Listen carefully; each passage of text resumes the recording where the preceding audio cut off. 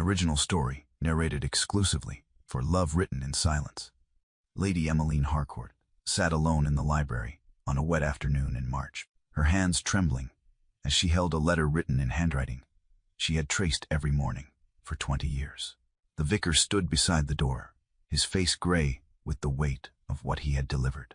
Nathaniel Aldridge, Duke of Thornfield, stood near the window silent, watching her with an expression that held no defense and offered no comfort. The letter was brittle with age, the ink faded but legible, and as Emmeline read the words her mother had written from a convent outside Lyon, the floor beneath her disappeared.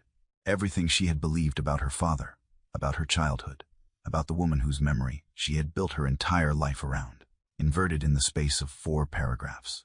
When she finally looked up, her voice was steady and cold. "You knew what this would cost me, and you chose to continue anyway." The discrepancy appeared on a Tuesday evening in late November, just after 8 o'clock. Lady Emmeline Harcourt sat at the mahogany desk in the Harcourt Library. The ledgers spread before her in the same careful arrangement she had maintained since her father's death 8 months earlier. The Eastern Woodlands income column for the year 1805 listed a payment to a surveyor named Thomas Whitley. She had never heard the name before. She checked the boundary records. The surveyor listed on the original deed was a man named George Finch. She set the 2 documents side by side. The names did not match. The amounts were identical. The dates were 3 weeks apart. Emmeline leaned back in her chair and looked at the ledger again. It was possible the payment was an error. It was possible Whitley had been a secondary consultant. It was possible her father had simply paid 2 men for the same work and recorded only one name on the official deed. It was also possible something else had happened. She closed the ledger and locked it in the desk drawer. Then she pulled her mother's French poetry book from the shelf, opened it to the page marked with a blue ribbon, and traced the annotation in the margin with her fingertip. The handwriting was precise and elegant. Catherine Harcourt had died of fever when Emmeline was 6 years old. The poetry books were all that remained. Every morning for 20 years, Emmeline had chosen one line and traced it slowly, letting her finger follow the curves her mother's hand had made. It was the only physical connection she had, the only proof that Catherine had been real. She whispered the line aloud in French, then closed the book and returned it to the shelf. Tomorrow, she would attend the boundary hearing at the county magistrate's office. A dispute over the Eastern Woodlands. A London solicitor representing the Duke of Thornfield's estate. She had prepared thoroughly. The accounts were flawless. The deed was filed and witnessed. There was no reason to worry. But the names did not match. 3 days later, Emmeline entered the magistrate's hearing room and found not a London solicitor, but a man in his mid-30s, standing beside the oak table, examining a survey map with the focused attention of someone who had spent years studying documents that mattered. He looked up when she entered. His eyes were dark gray, his expression unreadable. "Lady Emmeline," he said. "I expected a steward. Most people do," she replied. He straightened and inclined his head. "Lord Nathaniel Aldridge, Duke of Thornfield." She had known who he was the moment she saw him. The Aldridge family had not set foot in the county for 20 years. The old Duke had died alone in a decaying house, obsessed with a boundary dispute no one believed. His son had left for the continent and never returned. "Until now, Your Grace," she said, "I was told to expect a solicitor. I prefer to handle my own affairs." "As do I." He gestured to the chair across from him. "Then we have something in common." She sat. He remained standing for a moment longer, then took the seat opposite. Between them lay the survey map, the boundary marked in faded ink. "I have reviewed your estate accounts," Nathaniel said. "They are the most thorough I have seen from any estate in this county." Emmeline met his gaze. "Is that your legal argument, Your Grace?" "No. My legal argument is that these woodlands belong to my family and were taken through a forged deed 20 years ago." The air in the room changed. Emmeline did not move. 40 tenant families depended on the income from those woodlands. If the boundary was redrawn, a third of the estate's revenue would disappear. Her cousin Philip, who had inherited the title, would use the loss as justification to seize full control. She would lose the work, the tenants, the life she had built in the 8 months since her father's death. "That is a serious accusation," she said quietly. "It is a documented one." "Then I look forward to seeing your documentation." He slid a leather portfolio across the table. She opened it. Inside were letters, survey notes, and a copy of an earlier deed dated 1804, 1 year before the Harcourt boundary was established. The surveyor's name was George Finch. The boundary line ran a quarter-mile east of the current marker. Emmeline studied the documents without speaking. Her hands were steady. Her face revealed nothing, but her mind was moving quickly, tracing the implications. If Nathaniel's deed was authentic, her father's deed was not. If her father's deed was not authentic, then everything she had defended for 8 months was built on a lie. She closed the portfolio and returned it to him. "I will need time to review our records. The magistrate has given us 4 weeks. That will be sufficient." He stood. She stood. For a moment they looked at each other across the oak table, and Emmeline felt something shift in the space between them. Not hostility, not attraction, something sharper and more complicated. "Recognition. Lady Emmeline," he said, "I did not come here to destroy your family." "Then why did you come, Your Grace?" "Because my father died believing no one cared about the truth, and I will not let that stand." He left the room without waiting for her reply. That evening, Emmeline returned to the library and sat in the same chair where she had found the ledger discrepancy. She opened Catherine's poetry book to a new page and traced the annotation slowly. The handwriting was steady and beautiful. Her mother had been 28 when she died. Emmeline was 26 now. In 2 years she would be older than Catherine had ever been. She closed the book and pressed her palm flat against the cover. "I will not lose what you left me," she whispered. She did not yet know what Catherine had left her. At Thornfield, Nathaniel sat alone in his father's study and reviewed the case notes one more time. The obsession had consumed the old Duke's final years. He had written letters to the magistrate, to the Lord Lieutenant, to anyone who would listen. No one had believed him. They had called him mad. They had stopped visiting. He had died in this house, with only the housekeeper present, clutching a copy of the forged deed and whispering that someone had to remember. Nathaniel had been in Vienna when his father died. He had not returned for the funeral. He had told himself it was because travel was difficult, because his work on the continent was important, because his father had become a stranger years before his death. All of that was true. None of it absolved him.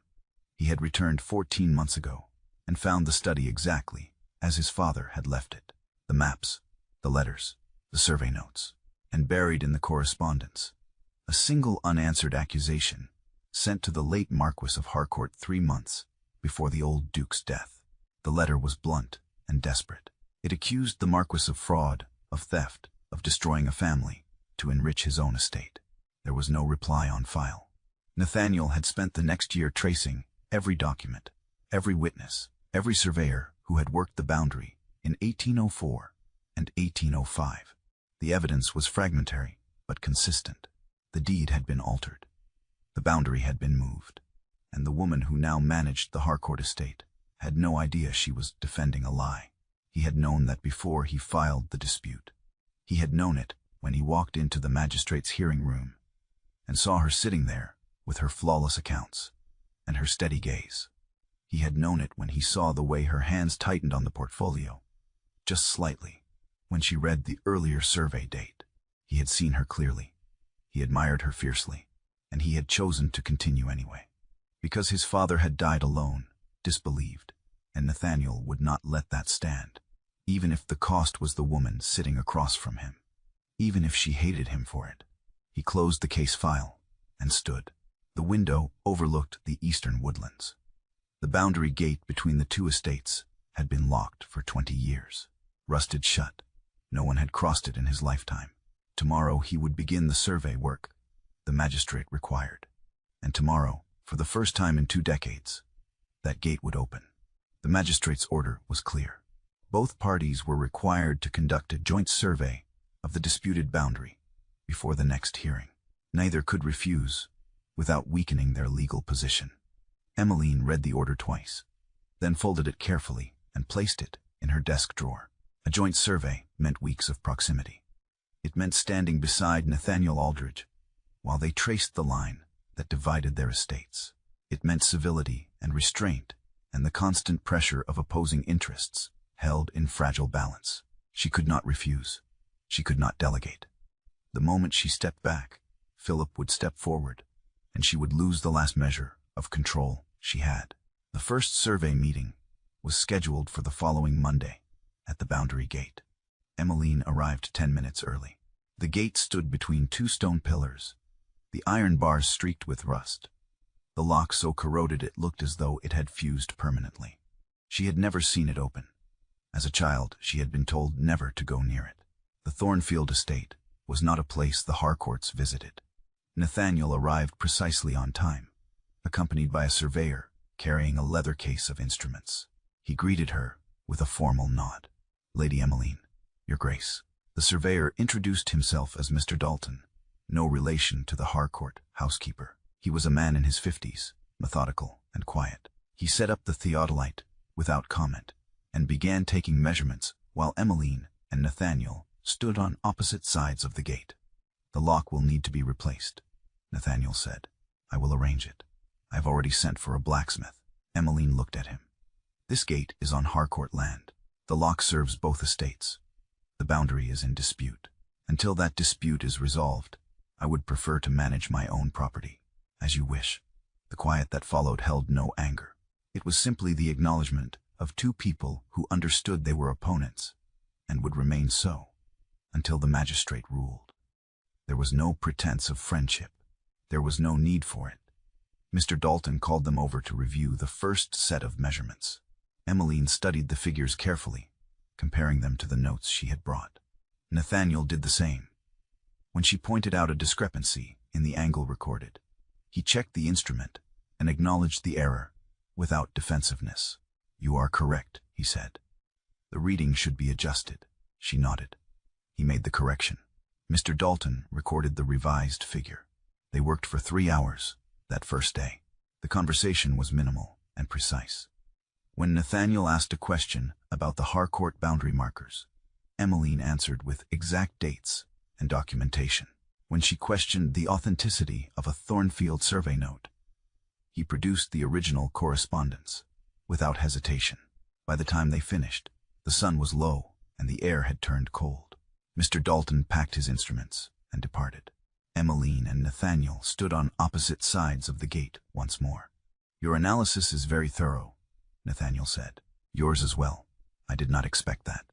Most people do not expect women to read surveys." "I did not mean it that way." "Then how did you mean it?" He paused. "I meant that your work is better than most men I have encountered in similar disputes. That is not condescension. It is observation." Emmeline studied him. His expression was serious, his tone even. There was no flattery in it, no attempt to soften the opposition between them. "Thank you," she said. He inclined his head. "We will continue on Thursday. I will be here." He turned and walked back toward Thornfield. Emmeline remained at the gate, watching him go. The rusted lock hung between them, untouched for 20 years.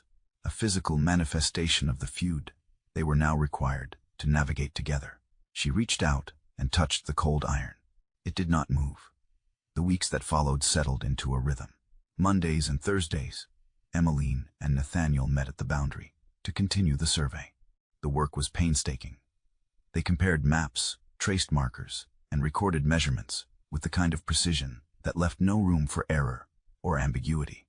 Mr. Dalton accompanied them for the technical work, but most of the analysis was conducted in the narrow county records office, where the original deeds and correspondence were stored in oak drawers that smelled of dust and old ink. The records office was small. There was one table, 2 chairs, and a single window that let in cold gray light. Emmeline and Nathaniel sat across from each other. The documents spread between them and worked in silence, broken only by the occasional question or observation. It was during these hours that the relationship began to shift, not dramatically, not visibly, but in small increments that accumulated over days and weeks. Nathaniel treated her analysis with a respect no man had ever shown her work. When she identified an inconsistency in a property transfer, he did not dismiss it. He examined the evidence, checked the dates, and acknowledged the problem. When he found a reference to an earlier boundary agreement, he passed the document to her without comment and waited while she read it. There was no condescension, no performative deference. He simply treated her as though her mind mattered, and the effect was more disorienting than hostility would have been. One afternoon in mid-December, Emmeline was holding a heavy ledger open on the table, trying to compare two columns of figures while keeping the pages flat. The binding was stiff, and the book kept trying to close. She pressed harder, her fingers aching from the effort. Nathaniel reached across the table and caught the edge of the ledger before it slipped. His fingers closed beneath hers, supporting the weight of the book from underneath. For 3 seconds they held it together, their hands layered, the pressure shared. Then he shifted his grip and took the full weight himself, holding the book open while she made her notes. When she finished, he released it carefully and returned to his own work without speaking. Emmeline looked down at her hands. Her pulse was faster than it should have been. The physical intimacy progressed in moments like that. Small, unplanned, impossible to avoid in the confined space of the records office and the outdoor surveys. In early January, they conducted a boundary survey on a day when the wind was sharp and relentless. Emmeline was holding a map flat against the boundary stone, trying to compare the marked line to the landscape. But the wind kept lifting the edges. She pressed harder, but the gusts were too strong. Nathaniel stepped beside her and placed both hands on the map, bracketing her hands with his. His body blocked the wind. His arms were parallel to hers. His face was close enough that she could see the fine lines at the corners of his eyes. "Better?" he asked. Yes. They stood like that for 30 seconds while she traced the boundary line with her eyes. When the gust passed, neither of them moved immediately. Then Nathaniel stepped back and the cold air rushed in between them. "Thank you," she said. Of course, they returned to the survey. But Emmeline was aware of him in a way she had not been before. The way he moved, the way he listened, the way he looked at her when he thought she was focused on the documents. It was Rose, Emmeline's maid, who brought the first warning. She came to the library one evening in late January, her face troubled. "My lady, I need to tell you something." Emmeline looked up from the accounts. "What is it?" "I saw Mr. Pemberton visiting Lady Marguerite this afternoon." They were in the drawing room, with the door closed. Pemberton was the family solicitor. He had served the Harcourt estate for 40 years. He had been present at the signing of the boundary deed in 1805. "Did you hear what they discussed?" Emmeline asked. "No, my lady." But Lady Marguerite looked very pale when he left. Emmeline set down her pen. "Thank you, Rose. You may go." When the maid had gone, Emmeline sat in silence for a long time. Then she rose and walked to the drawing room, where her aunt was sitting by the fire with a book she was not reading. "Aunt Marguerite." The older woman looked up. Her face was composed, but there was something fragile in her eyes. "Emmeline, Rose tells me Mr. Pemberton was here this afternoon." "He was." "May I ask why?" Marguerite closed the book and set it aside. "He came to discuss the boundary dispute." "I am managing the boundary dispute." "I know." "Then why did he come to you?" Marguerite looked at her for a long moment. Then she said quietly, "Some walls protect the house, Emmeline." "What does that mean?" "It means there are things you do not need to carry." Emmeline felt something cold settle in her chest. "What things?" "Leave it, my dear. Please, I cannot leave it. If there is something about the boundary that I need to know, there is nothing you need to know that will help you." Emmeline stared at her aunt. Marguerite's face was pale and set. Her hands were folded tightly in her lap. She looked like a woman holding a door closed against a storm. "What are you protecting?" Emmeline asked. "You," Marguerite said. "I am protecting you." She rose and left the room before Emmeline could respond. That night, Emmeline opened Catherine's poetry book and traced the next annotation. The handwriting was steady and precise. The same hand that had written in these margins 27 years ago. The same hand that had held her when she was 6 years old and told her to be brave. She whispered the line aloud and closed the book. Then she locked it in the desk drawer and sat in the dark library, listening to the wind against the windows. Something was hidden. Something her aunt knew and would not say. Something Pemberton had come to protect. And for the first time, Emmeline wondered if the discrepancy in the ledger was not an error at all. At Thornfield, Nathaniel was conducting his own search. He had spent the evening going through his father's correspondence one more time, looking for anything he might have missed. Most of the letters were familiar. Appeals to the magistrate, accusations directed at the Marquis, desperate pleas to the Lord Lieutenant. But buried near the bottom of the box was a letter Nathaniel had not read carefully before.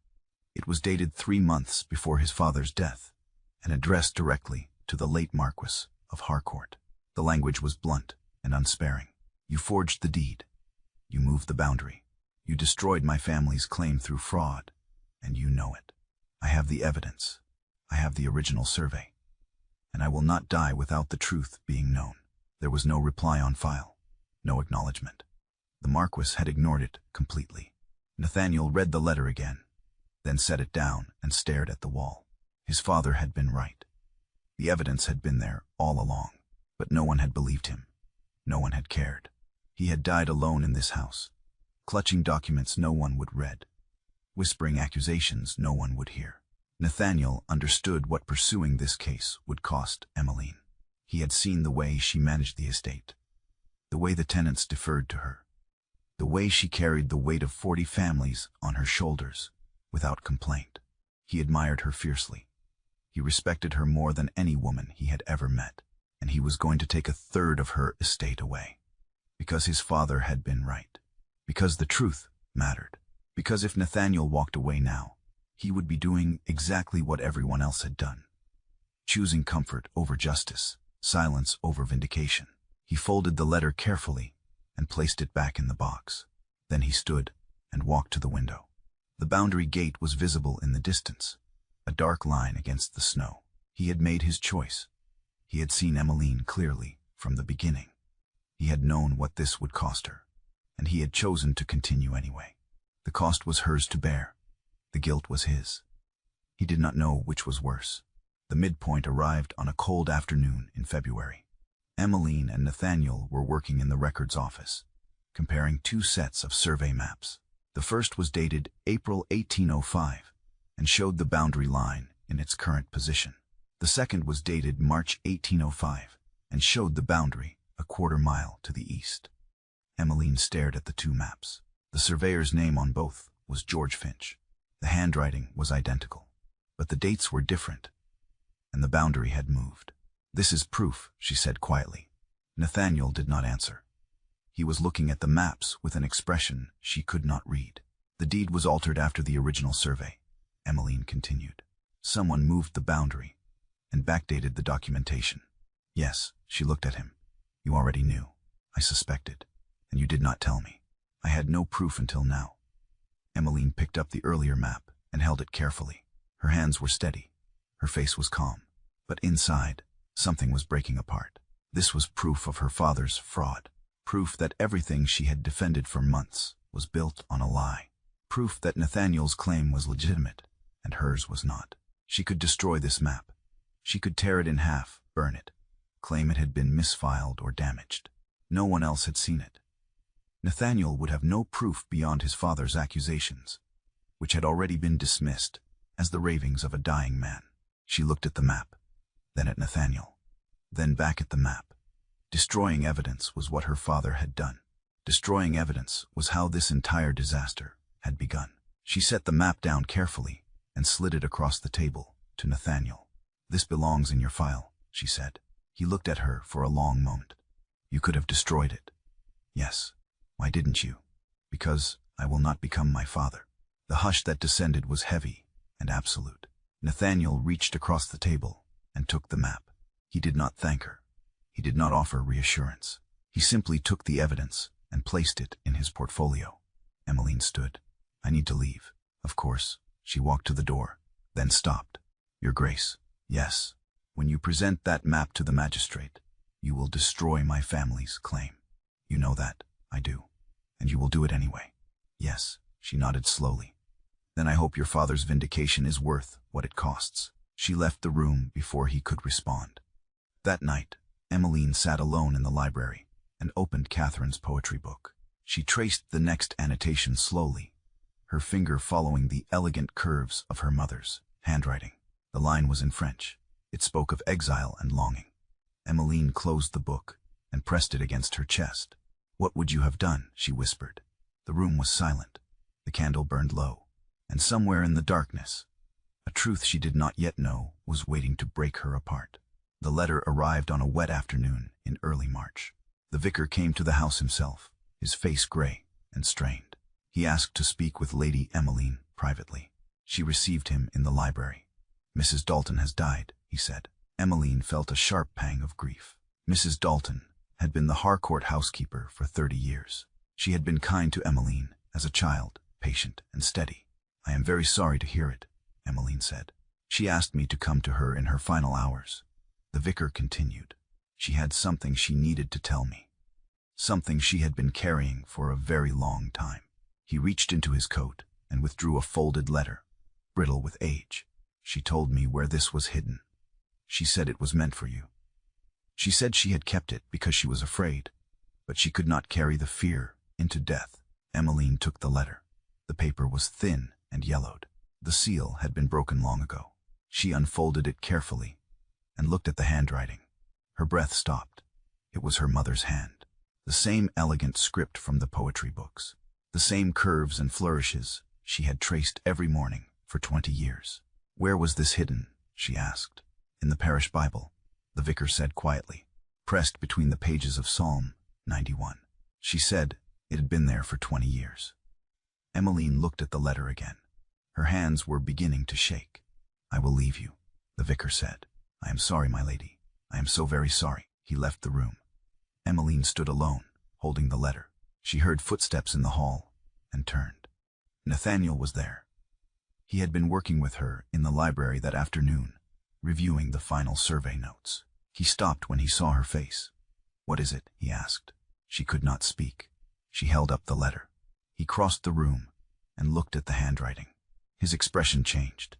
"Is that my mother's hand?" She sat down slowly.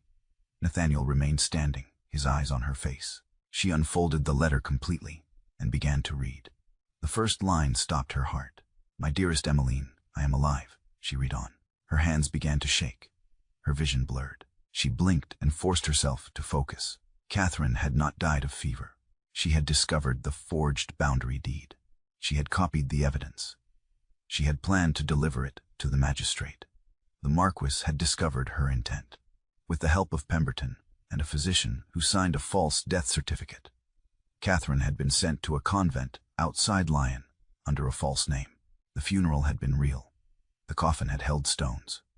Catherine had written this letter from the convent. She had entrusted it to Mrs. Dalton, who had promised to give it to Emmeline when she was old enough to understand. But Pemberton had discovered the letter existed. He had threatened Dalton's family. She had hidden it in the parish Bible and never spoken of it again. Catherine had died in the convent 3 years after her exile. She had never stopped writing. None of the letters had been sent. This was the only one that had ever left France. The last line read, "You are my truth, Emmeline. You are the only letter I could not bear to leave unwritten." Emmeline finished reading. She folded the letter carefully and held it against her chest. Her face was a mask of control that was failing. Her eyes were wide. Tears had formed but had not fallen. Her lips were pressed together until they lost color. She looked at the shelf where the poetry books stood. The marginalia she had traced every morning. The shrine she had built to a woman who had not died but had been erased. Then she looked at Nathaniel. "Did you know?" she asked. "Know your investigation? You suspected my father. You were investigating us. How long? Since before I met you. And you chose to continue. After you knew what this would do." He did not lie. He did not deflect. "Yes, you are not a man who failed to see. You are a man who saw and chose his dead father over me. Yes." Her voice dropped to something worse than anger. Absolute clarity. "The cost was my mother." Nathaniel stood very still. He absorbed it. He did not defend himself. "I told myself vindication was noble," he said quietly. "It was necessary, and I believed necessary was enough. It is not. No, it is not." The weight between them stretched and deepened. Emmeline looked at the letter in her hands, then at Nathaniel, I will leave tonight if you wish, he said. I do not wish anything. I do not know who I am. He was quiet for a moment. Your mother knew who you were, Nathaniel said. She wrote it, in the last line. Emmeline read the last line again. Her face broke. Not dramatically. Not with sobs. But the way a person breaks when the thing they feared most is the thing they needed most. She sat in silence for a long time. Nathaniel did not move, did not speak, did not offer comfort he had no right to give. Finally, she looked at him. I need you to leave this room, and I need you to come back tomorrow. I will, and when you come back, bring the original survey. We are going to the magistrate. Together. My mother tried to return what was stolen. She was destroyed for it. I will finish what she started. Nathaniel turned toward the door. He reached for the handle. Then Emmeline spoke his name. Not his title, his name. Nathaniel. He turned. She extended one hand. Open, empty, hiding nothing. He crossed the room. He took her hand. He pressed his forehead to her knuckles and held it there for a long time. When he straightened, his eyes were wet. She touched his jaw with her free hand. Briefly, deliberately, then withdrew. Tomorrow, she said. Tomorrow. He left. Emmeline sat alone in the library, holding her mother's letter, and wept for the first time since she was 6 years old. The confrontation with Marguerite came the next morning. Emmeline found her aunt in the drawing room, sitting by the fire with a teacup. She was not drinking. You knew, Emmeline said. Marguerite looked up. Her face was pale and resigned. Not at first. When? In pieces, over years. A letter here. A servant's whisper there. Each time I found a fragment, I had a choice. I could confront your father, destroy the family, ruin you, or I could stay silent. And you chose silence. I chose you. Emmeline crossed the room and stood in front of her aunt. You chose comfort. You chose safety. You chose to let my mother stay erased, rather than face what telling the truth would cost. Marguerite's hands tightened on the teacup. I did not know she was alive at first. I thought she was dead. By the time I understood what had really happened, 3 years had passed. She was already gone. What good would the truth have done? It would have been the truth, and it would have destroyed you. Emmeline's voice was quiet and devastated. He destroyed my mother. You chose comfort over truth. Those are different sins. But they lived in the same house. Marguerite flinched. For the first time, her composure cracked. I became someone I did not recognize. One small surrender at a time. I told myself I was protecting you, and perhaps I was. But I was also protecting myself. And I do not know how to separate the two anymore. Emmeline looked at her aunt for a long moment. Then she said, I need Pemberton's correspondence. All of it. Everything he sent you. Everything you kept. Why? Because I am going to the magistrate, and I am going to tell the truth my mother died trying to tell. Marguerite stood slowly. She walked to the writing desk and opened a locked drawer. Inside was a small bundle of letters tied with string. She handed them to Emmeline without speaking. These are his instructions, Marguerite said. How to manage the household after Catherine left. How to answer questions. How to maintain the lie. Emmeline took the letters. Thank you. Do you forgive me? Emmeline looked at her aunt. I do not know yet. Ask me again in a year. She left the room. Marguerite sat down by the fire and wept. At Thornfield, Nathaniel sat alone in his father's study and stared at the letter he had found months ago. The unanswered accusation. The desperate plea. His father had been right. The vindication was real. The fraud had happened exactly as the old Duke had claimed. But vindication had come at a cost. And the cost was a woman whose mother had been exiled for trying to do exactly what Nathaniel was doing now. Return what had been stolen. He had chosen his dead father over the living woman he loved. He had told himself it was necessary. He had told himself justice mattered more than comfort. But necessity did not absolve the cost. Justice did not erase the damage. And the woman kneeling in a library, holding her mother's letter, was the price he had paid for his righteous cause. He folded the letter and placed it in the box. Then he stood and walked to the boundary gate. The lock had been replaced. The gate could open now, but it had not been used. Not yet. He knelt in the frost and examined the hinges. They were rusted and stiff. They would need to be replaced before the gate could swing freely. He removed his coat, rolled up his sleeves, and began to work.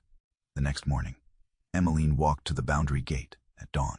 She found Nathaniel already there, kneeling in the frost with his coat off, and his hands dirty. He was replacing the rusted hinges with new iron. She stopped a few feet away. "You are fixing the gate." He looked up. "It should open properly." She crossed the remaining distance. He was still kneeling. She knelt in front of him, in the frost, in the mud, lowering herself to where he was. She took his working hand, pressed her mouth to his knuckles, then his wrist, then drew him toward her. The kiss began from below, from descent, from choosing to meet him where the work was. Neither stood. Both remained kneeling in the cold ground, holding each other, as though the world had narrowed to this single point of contact. When they finally pulled apart, Nathaniel's forehead rested against hers. His breath was unsteady. "I do not deserve this," he said. "Neither do I. But we are here anyway." Yes, they stayed like that for a long time. Then they rose together and walked back toward the house, side by side, their hands clasped. 3 weeks later, Emmeline returned to the same magistrate's hearing room where she had first met Nathaniel. She carried the dual-dated survey maps, Catherine's authenticated letter, and Pemberton's correspondence. The magistrate reviewed the documents in silence. When he finished, he looked at Emmeline. "Lady Emmeline, do you understand what you are presenting?" "Yes, sir, I am presenting proof that my father forged the boundary deed in 1805. I am conceding the eastern woodlands to the Duke of Thornfield. This will significantly reduce your estate's income. I am aware. I have negotiated tenant protections with His Grace to ensure the families currently residing on the land will not be displaced." The magistrate looked at Nathaniel. "Your Grace, do you accept these terms?" "I do." "Then the boundary is hereby restored to its original position, as documented in the survey of March 1805. The Harcourt estate will cede the eastern woodlands to the Thornfield estate effective immediately." Emmeline stood. Nathaniel stood. The magistrate recorded the judgment and dismissed them. Outside, the air was cold and clear. Nathaniel walked beside Emmeline to where her carriage waited. "You gave up a third of the estate," he said. "I gave up what was never mine. Your tenants are protected." "Yes, and your cousin Philip will complain bitterly and do nothing. The legal judgment is final. He cannot overturn it." Nathaniel stopped. "Are you all right?" Emmeline looked at him. "I do not know, but I am free, and that is enough for now." He reached for her hand. She let him take it. "Come to Thornfield tonight," he said. "I will." She climbed into the carriage. He watched her leave. Then he turned and walked back toward the gate that now stood open between their estates. Weeks later, Emmeline visited Marguerite. Not for reconciliation, not for forgiveness, but for the first conversation without performance. She brought Catherine's poetry book and set it on the table between them. "Tell me something true about my mother," Emmeline said. "Something that was not part of the lie." Marguerite looked at the book for a long time. Then she opened it and traced one of the annotations with her fingertip. She sang off-key in the garden, Marguerite said quietly, every morning. French songs she had learned as a girl.